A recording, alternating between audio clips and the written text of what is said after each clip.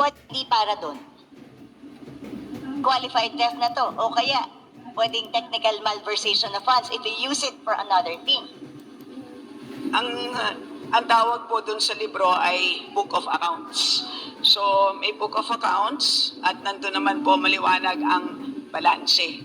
So, at any point in time na kung question... Madam Speaker, ulitin ko, ano pong batas ang nagsasabi na pwedeng gamitin pangsamantala ang earmark revenue? So yan po si Congressman Bernadette Herrera. Tinatanong po niya si Estela Quimbo kung ano yung batas na pwedeng gamitin, na ginagamit para payagang magamit yung mga air revenue na nakalaan para sa mga ahensya. At mukha pong hindi maintindihan ni Estela Quimbo kung ano ang kanyang tinatanong. Ituloy po natin to. Hindi po ginagamit ang revenue. Maliwanag.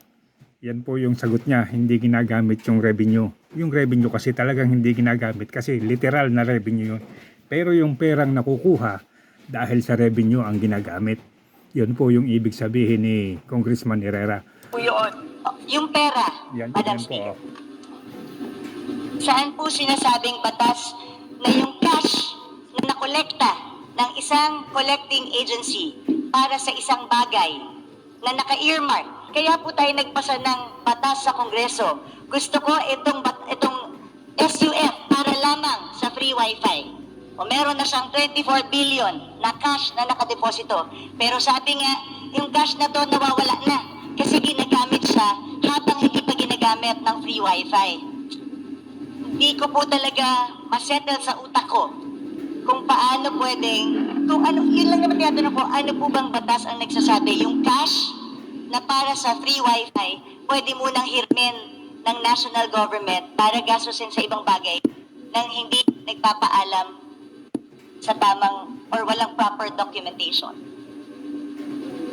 Malaban na natin ito at maliwanag naman na at any point in time na kailangan na ng DICT ng additional funds para sa free wifi, they may request. Madam Speaker, Yan po yung sinasabi ni Kimbo.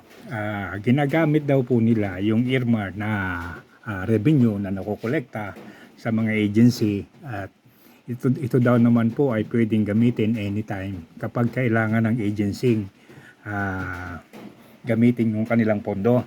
Pero ang sinasabi po ni Herrera ay ano bang batas ang nagsasabing pwede itong gamitin at kung nasaan na yung pondo.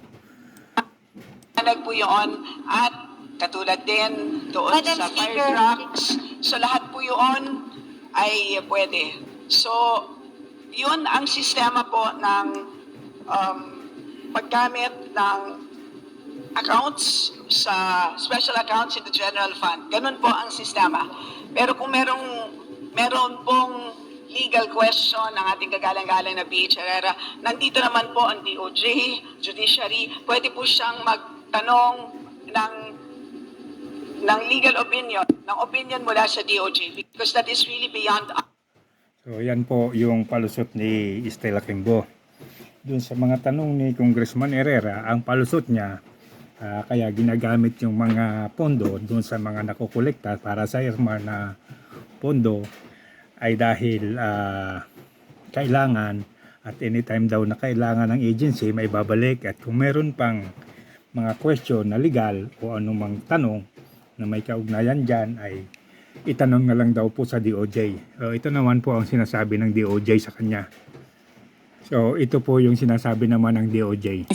Mr. Speaker, isa-isahin ko na lang po yung questions kasi related naman siya para isang sagot na lang din po siguro. Basahin ko na lang po ulit. My first question was, given the requirement under the 1987 Constitution AUX mode. of an appropriation made by law, does the practice of pooling earmark revenues into the general fund comply with this provision? How does the Department of Justice assess the legality of this practice? Number two, how does DOJ reconcile the legal requirement of earmarking specific funds under laws like RA 11203, the Rice Tariffication Law, and RA 10929, the Free Wi-Fi Law, and all other laws with a one-fund concept under EO 292 and PD 1177? Is there a potential conflict between these AUX mode. legal safeguards are in place to prevent the misuse of earmarked funds when they are pulled into the general fund? How does the DOJ ensure that these funds are not diverted to other purposes in violation of earmarking laws? Number 4, under PD 1177 and EO number 292, there are provisions allowing the reversion of unused special funds to the general fund. Can DOJ provide clarity on the legal circumstances under which such reversions are allowed and how this aligns with the original purpose of earmarked funds? Given that the revised penal code defines technical malversation as the use of public funds for a purpose other than that for which they were appropriated, does the pooling of earmarked revenues or earmarked funds into the general fund, particularly when they are spent elsewhere or used to generate interest, pose a risk of technical malversation?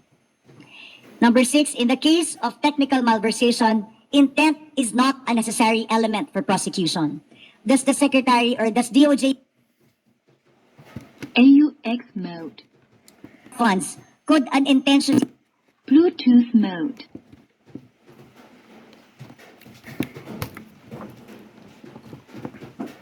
The Supreme Court in the Lagman versus Ochoa case declared the reallocation of funds under the Disbursement Acceleration Program or DAP unconstitutional, particularly because funds were used for purpose not explicitly authorized by Congress.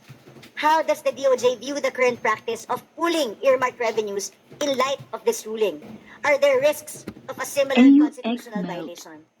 Mr. Speaker, Mr. Sponsor, gusto ko lang naman po ilagay sa top ng earmark revenues. Ayoko naman pong ma-declare tayong unconstitutional. Tayo po ang power of the purse. Dapat minomonitor po natin ang paggamit nito at dapat alam po natin at may transparency kung pinupool man nila ang perang to. Magkano ang ginamit nila dito? Saan nila ginamit? So yan po ang mga tanong ni Congressman Herrera kay DOJ. At ito naman po ang naging sagot ng DOJ sa kanya. So tingnan po natin. So ito po yung naging sagot ng DOJ. Mr. Speaker, distinguished colleague, we regret that we cannot answer the question of the Honorable Herrera because this would amount to giving advisory opinion. However, this representation suggests possible answers, Mr. Speaker, to the query being raised by the Honorable Herrera. Number 1, we can use the oversight power or function of the Committee on Appropriations so that once and for all we can finally discuss and settle the issue on the earmark funds. Number 2, remedial legislation, Mr. Speaker, wherein we can propose amendments on the particular presidential decree, especially on the use of the earmark funds. And number 3, if possible, we can indicate in the general appropriations if special provisions, especially with respect to the transparency in using this particular fund, Mr. Speaker. So yan po ang naging sagot ng DOJ kay Miss Bernadette Herrera. At ito po ay hindi naiintindihan ni Stella Kimbo. Una, hindi raw po talaga pwedeng gamitin maliban na lang mayroong kasunduan at kailangan pang mapag-usapan o kailangan itong gumawa pa ng mga special na amendments para mapayagang magamit ang earmark funds. So, yan po yung sinasabi ng DOJ. At hindi ganun kabilis na pwede itong gamitin anytime. So, kung gagamitin man ito, kailangan munang masettle yung mga usapin at magkaroon ng mga kasunduan. So, yan po yung sinasabi ng DOJ. At nakakapagtaka lang po itong si Stella Kimbo ay masyadong marunong at masyadong alam kung ano ang ginagawa. Ito po yung sinabi ulit sa kanya ni Bernadette Madam Herrera. Speaker, Madam Speaker, Your Honor. we are the power of the purse here. Tayo po ang nagpasa ng batas. Yung pera na in-earmark natin, mahirap po na ginagamit, tapos pag kailangan na, sasabihin mo, pag kailangan na nandyan. Paano kung wala? Hindi ba ganun yung mga estafa cases? Hindi ba ganun yung mga pyramiding scams? Na pagka umutang ka ng pera, for such a, di ba, tapos biglang pagkailangan na, hindi mo na makuha.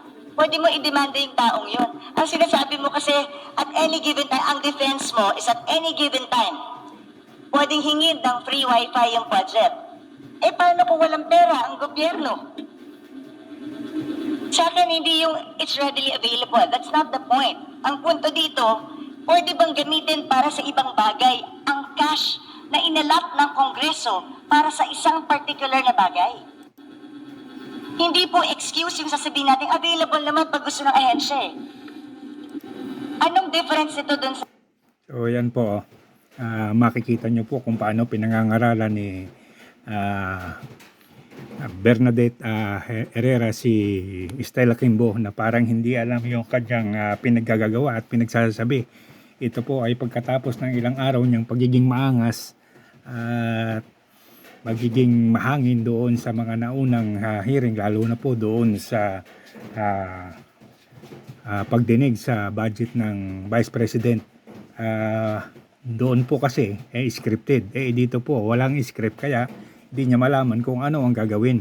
So ituloy po natin sandali. Well, ang tawag po dito, Madam Speaker, ang tawag po dito ay cash management by the National AUX mode. Bluetooth. AUX mode. Bluetooth mode. Treasury. So, kung meron pong legal question na gustong pang talakayin ang ating kagalang-galang na BH Herrera, ay pwede naman niyang itanong sa Supreme Court kung gusto niyang talakayin pa ito. But as far as we are concerned, at any point in time na hihingin ng ahensya ang earmarked revenues na yan, dahil maliwanag po, mas maliwanag pa sa alas 8 ng umaga, ang balanse nila ay demandable po yan. Madam Speaker, hindi nga po maliwanag sa tirik ng araw. Yung... Yan po ang sinasabi ni Stella Kimbo. Paulit-ulit niyo pong ipinipilit na DOJ ang dapat kausapin. At anytime daw, maliwanag pa sa sikat ng araw ng alas 8 yung pondo. Pero binara po siya ni Bernadette Herrera dito. At ito po ang sinabi ni Bernadette Herrera sa kanya. Balanse, alam mo yun.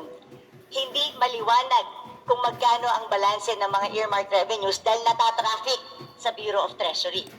So yan po, sinabi sa kanya ni Bernadette Herrera na hindi maliwanag kung magkano yung mga balanse dahil natatraffic daw ito sa Treasury at yan daw ay alam din ni Kimbo. So ang ginagawa ni Kimbo ngayon, ni Stella Kimbo, ay puro palusot na lang at pagkukunwaring naiintindihan niya ang pinag-uusapan. Pero sa kabila po nito, nagmukha siyang kawawa. You and I both know that natatraffic ang kanilang balanse sa Bureau of Treasury because nagagamit ang pera tapos naghihintay ngayon ng balancing or reconciliation.